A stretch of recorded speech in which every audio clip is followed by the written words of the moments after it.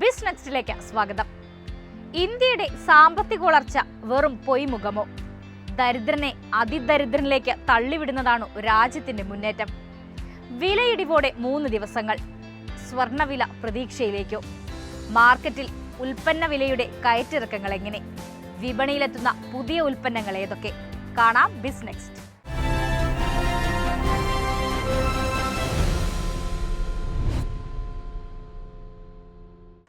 സമ്പദ്വ്യവസ്ഥ അതിവേഗത്തിൽ വളരുമ്പോഴും സാമ്പത്തിക വിടവ് കൈയെത്തിപ്പിടിക്കാവുന്നതിലും ഏറെ ദൂരെയാണ്.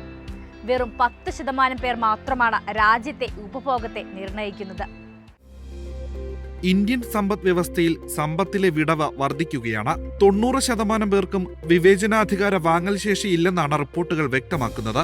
ചുരുക്കി പറഞ്ഞാൽ സമ്പദ് വ്യവസ്ഥ നയിക്കുന്നത് മുൻനിരയിലുള്ള 10% പേർ. ഇവർ മാത്രമാണ് ഉപഭോഗത്തെ നയിക്കുന്നത്.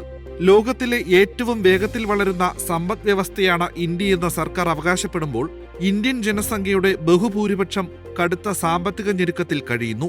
രാജ്യത്തെ പല പ്രമുഖ സ്ഥാപനങ്ങളും ബഹുജന ഉപഭോഗ ഉൽപ്പന്നങ്ങളെക്കാൾ പ്രീമിയം ഉൽപ്പന്നങ്ങളിൽ ശ്രദ്ധ കേന്ദ്രീകരിക്കുന്നത് ഈ വാദത്തെ ശരിവെക്കുന്നതുമാണ്. ഇന്ത്യയിലെ ഉപഭോക്തൃവർഗം വികസിക്കുന്നില്ല, അഥവാ സമ്പന്നരുടെ എണ്ണം ഉയരുന്നില്ല. സമ്പന്നർ അതിസമ്പന്നരും ദരിദ്രർ ദരിദ്രരായി തന്നെ തുടരുന്നുവെന്ന് സാരം.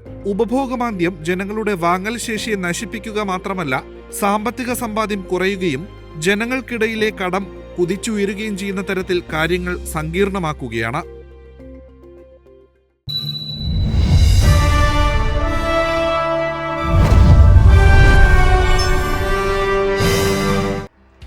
വീണ്ടും ഞെട്ടിച്ച സ്വർണ്ണവില.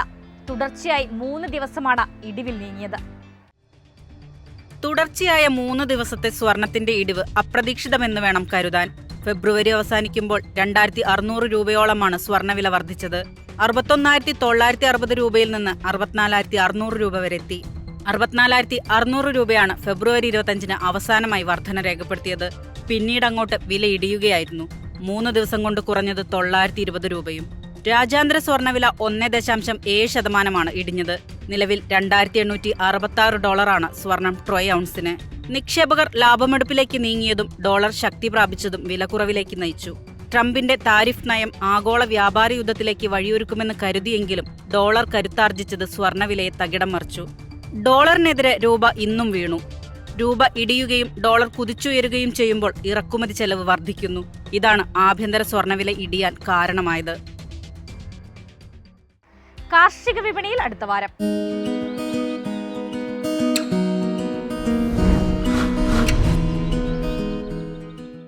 വെള്ളക്കുരുമുളകിന് പ്രിയമേറി.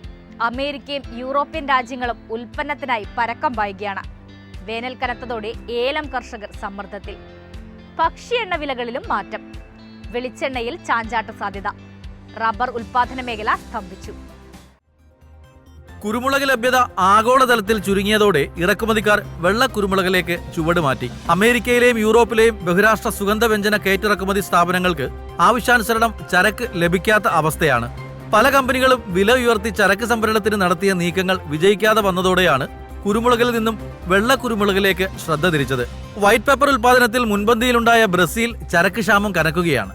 ചരക്ക് സംഭരണം ശക്തമായതോടെ പല ഉൽപാദന രാജ്യങ്ങളും വെള്ള കുരുമുളക് വില അടിക്കടി ഉയർത്താൻ ഉത്സാഹിച്ചു.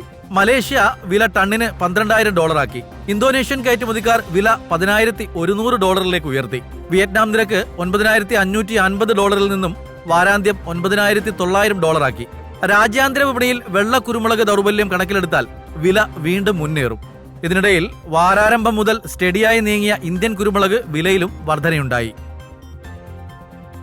വേനൽ കനത്തതോടെ ഏലം കർഷകർ കൂടുതൽ പ്രതിസന്ധിയിലേക്ക്. കഴിഞ്ഞ സീസണിലെ വിളനാശം തോട്ടം മേഖലയിൽ കൃഷിമന്ത്രി നേരിൽ വന്ന് വിലയിരുത്തിയിട്ടും സർക്കാർ ആശ്വാസ ധനസഹായം നൽകിയത് കേവലം 10 കോടി രൂപയാണ്. കഴിഞ്ഞ വർഷം ഏലം കർഷകർക്ക് വരൾച്ച മൂലം 113 കോടി രൂപയുടെ നഷ്ടമാണ് കണക്കുകൂട്ടിയത്. വിളനാശത്തിന്റെ 10-1 പോലും അനുവദിക്കാൻ സംസ്ഥാന സർക്കാർ തയ്യാറായില്ല. ഏതാണ്ട് 22,300 കർഷകരുടെ ഏക്കർ കണക്കിന് ഭൂമിയിലെ ഏലം കൃഷിയാണ് കഴിഞ്ഞ വർഷത്തെ കൊടും വരൾച്ചയിൽ നഷ്ടമായത്. സംസ്ഥാനത്ത് വരൾച്ച കനക്കുമ്പോൾ കാർഷിക മേഖലയ്ക്ക് ആവശ്യമായ ജലസേചന മാർഗങ്ങൾ ഒരുക്കാൻ അധികൃതർ തയ്യാറായിട്ടില്ല. ചെറുകിട കർഷകരാണ് ഏറെ പ്രതിസന്ധി നേരിടുന്നത്. ഇതിനിടയിൽ 3,000 രൂപയ്ക്ക് മുകളിൽ നീങ്ങിക്കൊണ്ടിരുന്ന ശരാശരി ഇനം ഏലക്ക വില 2,600 ഇടിഞ്ഞത് ഉൽപാദകർക്ക് കനത്ത പ്രഹരമായി. ആഭ്യന്തര വിദേശ വിപണികളിൽ നിന്നും ഏലത്തിന് ആവശ്യക്കാരുണ്ടായിട്ടും മെച്ചപ്പെട്ട വില ഉറപ്പുവരുത്താൻ ബുദ്ധിമുട്ടുകയാണ്. പശ്ചിമേഷ്യൻ രാജ്യങ്ങളിലെ പാം ഓയിൽ ഉൽപാദന കേന്ദ്രങ്ങൾ താൽക്കാലികമായി സ്തംഭനാവസ്ഥയിലേക്ക്. നൊയമ്പ് കാലത്തിന് തുടക്കം കുറിക്കുന്നതോടെ ഉൽപാദകർ തോട്ടങ്ങളിൽ നിന്നും പിൻവലിയും. ഇത് രാജ്യാന്തര മാർക്കറ്റിലേക്കുള്ള പാം ഓയിൽ വരവ് കുറയ്ക്കും. പെരുന്നാളിന് ശേഷം കനത്ത തോതിൽ പനക്കുരു വിൽപ്പനയ്ക്കിറങ്ങുമെന്നാണ് ദക്ഷിണേഷ്യൻ രാജ്യങ്ങളിൽ നിന്നുള്ള വിവരം. വിലയിലെ ചാഞ്ചാട്ടങ്ങൾ മുന്നിൽ കണ്ട് പരമാവധി നേരത്തെ സ്റ്റോക്ക് വിറ്റുമാറാനുള്ള നീക്കം സോയ, സൂര്യകാന്തി എണ്ണകളുടെ വിലയെ ബാധിക്കാനിടയുണ്ട്. വിദേശ പാം ഓയിൽ ഇറക്കുമതി ചുരുങ്ങിയത് വെളിച്ചെണ്ണ വിപണി നേട്ടമാക്കിയെങ്കിലും രാജ്യാന്തര തലത്തിൽ ഭക്ഷ്യെണ്ണ വില ഇടിഞ്ഞാൽ അത് നാളികേര ഉൽപ്പന്നങ്ങളിലും പ്രതിഫലിക്കും. സംസ്ഥാനത്ത് പകൽച്ചൂട് കനത്തതോടെ റബ്ബർ ടാപ്പിംഗിൽ നിന്നും ഒട്ടുമിക്ക ഉൽപാദകരും പിന്തിരിഞ്ഞു. വേനൽ ചൂടിൽ മരങ്ങളിൽ നിന്നും പാൽ ലഭ്യത ഗണ്യമായി കുറഞ്ഞതോടെ ടാപ്പിംഗ് നഷ്ടക്കച്ചവടമായി മാറി. ചില ഭാഗങ്ങളിൽ ചെറുകിട കർഷകർ റബ്ബർ ടാപ്പിംഗിന് താല്പര്യം കാണിക്കുന്നുണ്ടെങ്കിലും ഈൽഡ് നന്നേ ചുരുങ്ങിയ അവസ്ഥയിലാണ്. റബ്ബർ മേഖല ഓഫ് സീസണിലേക്ക് തിരിയുന്ന ഘട്ടത്തിലും ടയർ വ്യവസായികൾ നിരക്കിടിച്ച് ഷീറ്റ് സംഭരിക്കാനുള്ള നീക്കത്തിലാണ്.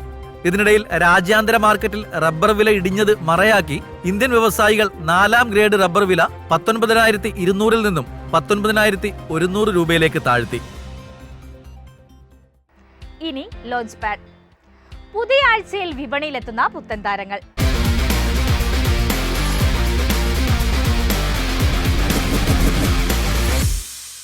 സാംസങ്ങിന്റെ ട്രിപ്പിൾ ഫോൾഡ് സ്മാർട്ട് ഫോൺ വിപണിയിൽ. വിരലിൽ എണ്ണാവുന്നവ മാത്രമാകും വിൽപ്പനയ്ക്കെത്തുക. സാംസങ് ഈ വർഷം ട്രിപ്പിൾ ഫോൾഡ് സ്മാർട്ട് ഫോൺ പുറത്തിറക്കുമെന്ന് ഉറപ്പായി. റിപ്പോർട്ടുകൾ പ്രകാരം ഗാലക്സി Z Fold 7 ജൂലൈയിലാകും ലോഞ്ച്. ഗാലക്സി G Fold എന്ന പേരിലായിരിക്കും ഇവ എത്തുക.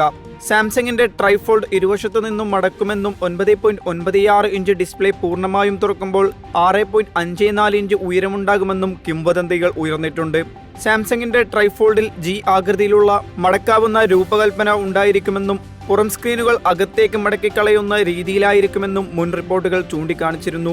G Fold എന്ന പേര് വന്നതും ഈ സവിശേഷതയിൽ നിന്നാണ്. 2023 ഒക്ടോബറിൽ നടന്ന സാംസങ് ഡെവലപ്പർ കോൺഫറൻസിൽ കമ്പനി ആദ്യമായി ട്രിപ്പിൾ ഫോൾഡ് കോൺസെപ്റ്റ് ഫോൺ പ്രദർശിപ്പിച്ചിരുന്നു. അതിനുശേഷം ഈ പുതിയ സാങ്കേതികവിദ്യയിൽ പ്രവർത്തിച്ചു വരികയായിരുന്നു കമ്പനി. 2026 മുതലായിരിക്കും ഉപഭോക്താക്കളിലേക്ക് ഇത് എത്തുക. താഴ്ന്ന വരുമാനക്കാരുടെ സ്വപ്നങ്ങൾ യാഥാർത്ഥ്യമാക്കാൻ മൈൽഡ് ഹൈബ്രിഡ് എഞ്ചിനുള്ള ചെറു കാറുകളുമായി എത്തുകയാണ് മാരുതി. ആദ്യമായി കാർ വാങ്ങുന്നവരെയും പ്രതിവർഷം ഏകദേശം 5 ലക്ഷം രൂപ വരുമാനമുള്ള സാധാരണക്കാരെയുമാണ് കമ്പനി ലക്ഷ്യമിടുന്നത്. ഇന്ത്യയിലെ 50% വിപണി വിഹിതം വീണ്ടെടുക്കുക എന്നതാണ് മാരുതി സുസുക്കിയുടെ പുതിയ പദ്ധതി. ഈ ചെറു കാറിന് ഫ്ലെക്സ് ഫ്യൂവൽ എഞ്ചിൻ അഥവാ മൈൽഡ് ഹൈബ്രിഡ് എഞ്ചിൻ ഉണ്ടായിരിക്കുമെന്ന് പ്രതീക്ഷിക്കുന്നു. കുറഞ്ഞ ബജറ്റിൽ ഉപഭോക്താക്കളുടെ അഭിരുചികൾ നിറവേറ്റുന്ന എൻട്രി ലെവൽ മോഡലുകളുടെ വേഗത്തിലുള്ള വികസനത്തിന് സുസുക്കി പ്രാധാന്യം നൽകുന്നു. വാഹനത്തിന് flex fuel technology, CNG, mild hybrid എന്നിങ്ങനെ വൈവിധ്യമാർന്ന പവർ ട്രെയിൻ ചോയ്സുകൾ ഉണ്ടായിരിക്കും. മാരുതി സുസുക്കി വികസിപ്പിക്കുന്ന അഫോർഡബിൾ ഇലക്ട്രിക് വെഹിക്കിളിൽ നിന്ന് ഈ കാർ വ്യത്യസ്തമാണ്. ടാറ്റ ടിയാഗോ EV പോലുള്ള മോഡലുകൾ കോമ്പാക്ട് ഇലക്ട്രിക് കാറുമായി മത്സരിക്കുമെന്ന് പ്രതീക്ഷിക്കുന്നു.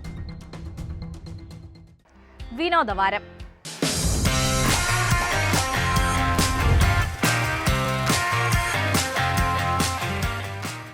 ഇന്ത്യൻ വിനോദരംഗം കീഴടക്കാൻ മൈക്രോ ഡ്രാമകൾ. കാഴ്ചക്കാരുടെ മനസ്സ് കീഴടക്കുന്നതാണ് ഉള്ളടക്കം. എന്താണ് ഈ മൈക്രോ ഡ്രാമ? ടിക്ടോക്കിന്റെ ആഗോള സ്വാധീനത്തിന് ശേഷം വിനോദ മേഖല കീഴടക്കുന്നത് മൈക്രോ ഡ്രാമകളാണ്. മൊബൈൽ ഉപഭോഗത്തിനായി സൃഷ്ടിച്ച അൾട്രാ ഷോർട്ട് ഫിക്ഷനാണിത്. ചൈനീസ് വിനോദരംഗം കീഴടക്കിയ മൈക്രോ ഡ്രാമകൾ ഇന്ത്യയിലും ചുവടുറപ്പിക്കുകയാണ്. ഇൻസ്റ്റഗ്രാം റീൽസ്, യൂട്യൂബ് ഷോർട്സ് പോലുള്ള സോഷ്യൽ മീഡിയ പ്ലാറ്റ്ഫോമുകളിലെ ഉപയോക്താക്കൾ സൃഷ്ടിക്കുന്ന ഉള്ളടക്കത്തിൽ നിന്ന് മൈക്രോ ഡ്രാമകൾ വ്യത്യസ്തമാണ്. ഇവ തിരക്കഥ എഴുതിയതും പ്രൊഫഷണലായി നിർമ്മിച്ചതുമായ ഷോകളാണ്. മുഴുനീള പരമ്പരകൾക്ക് സമാനമായ കഥാബീറ്റുകൾ ഇവയിലുണ്ട്. സാധാരണയായി 50 മുതൽ 100 വരെ എപ്പിസോഡുകൾ ഉൾക്കൊള്ളുന്നതും 30 മുതൽ 120 സെക്കൻഡ് വരെ നീണ്ടു നിൽക്കുന്നതുമാണ് മൈക്രോ ഡ്രാമ.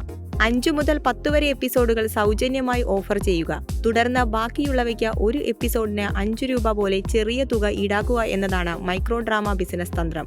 കാഴ്ചക്കാരെ പേ ബട്ടൺ അമർത്താൻ പ്രേരിപ്പിക്കുന്ന വിധത്തിലാകും ഇതിന്റെ ഉള്ളടക്കം. ഇന്ത്യൻ സംരംഭകർ മൈക്രോ ഡ്രാമ വ്യവസായം ശ്രദ്ധിച്ചു തുടങ്ങി. OTT പ്ലാറ്റ്ഫോമായ ആമസോൺ MX പ്ലെയറും പ്രാദേശിക ഭാഷാ ഓഡിയോ ഉള്ളടക്ക ആപ്ലിക്കേഷനായ കുക്കു FM-ഉം ഇതിനായി നീക്കം നടത്തി. മൈക്രോ ഡ്രാമ മാർക്കറ്റ് ലക്ഷ്യമിട്ട് കുക്കു TV എന്ന പേരിൽ ഒരു ആപ്പ് പുറത്തിറക്കിയിട്ടുണ്ട്. ആദ്യഘട്ടത്തിൽ ഇതിനകം 5 ദശലക്ഷം ഡൗൺലോഡുകളുണ്ടെന്ന് അവകാശപ്പെടുന്നു. ചൈനയിൽ മൈക്രോ ഡ്രാമ വിപണി വരുമാനം കഴിഞ്ഞ വർഷം സിനിമ ബോക്സ് ഓഫീസിനെ മറികടന്നു. ഇന്ത്യയിൽ സർഗാത്മക പ്രതിഭകൾക്ക് പുതിയ വഴികൾ പ്രദാനം ചെയ്യുമെന്നാണ് പ്രതീക്ഷ. ഇനി പ്രധാന ഇവന്റുകൾ.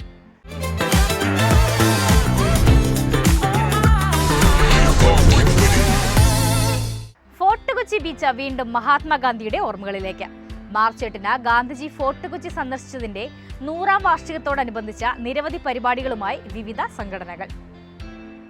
AR റഹ്മാന് ആദരമർപ്പിച്ചുകൊണ്ടുള്ള കാൻഡിൽ ലൈറ്റ് കൺസേർട്ട് മാർച്ച് 29-ന് കൊച്ചി ജോസ് തോമസ് പെർഫോമിംഗ് ആർട്സ് സെന്ററിൽ. ഇതോടെ ബിസിനസ് അവസാനിക്കുന്നു. അടുത്തയാഴ്ച കാണാം. ബൈ.